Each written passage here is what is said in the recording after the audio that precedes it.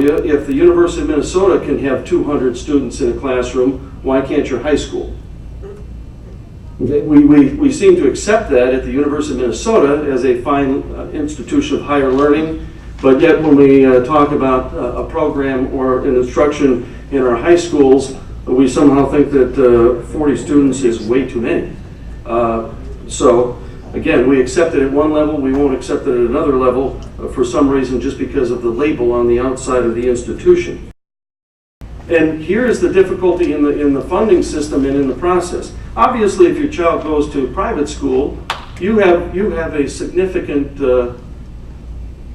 investment on the line, and therefore you want performance from both the school and your son or daughter. Public school, what's your investment? For most parents, cash out of pocket, little or nothing. But yet they can continue to make demands on the system. They don't have any quote unquote skin in the game, but they come to the third grade teacher and say, "Why can't my son read?" This is what I call the all-you-can-eat buffet.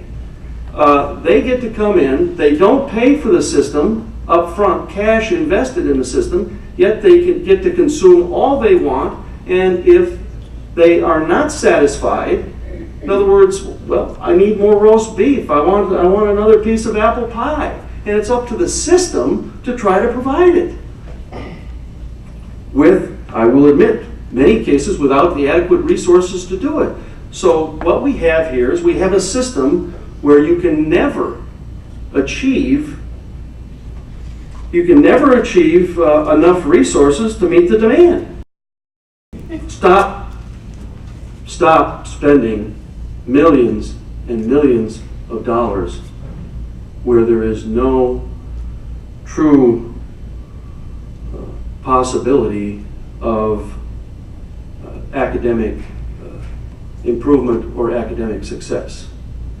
I will say this because I had a brother who had multiple disabilities. He had cerebral palsy. He, at his time growing up, was in special education. He didn't go to a quote unquote regular public school. And we all know, yet people are afraid to say it because of the emotional connection between parent and child. There are hundreds, thousands of children in our public schools today that we are babysitting, we're warehousing them.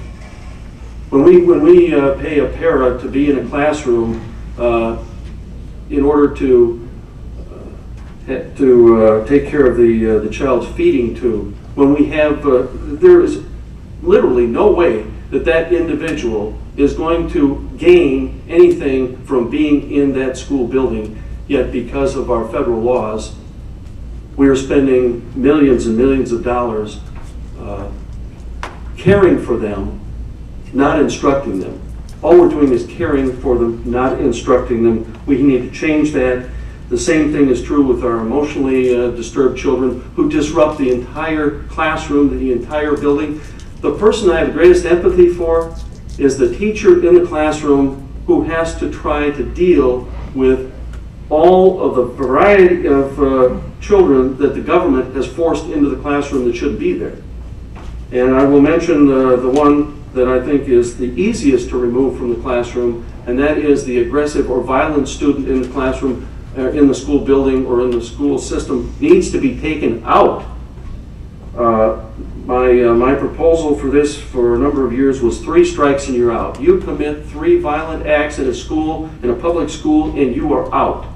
And I think the way we get them out is we give them a voucher and we say goodbye.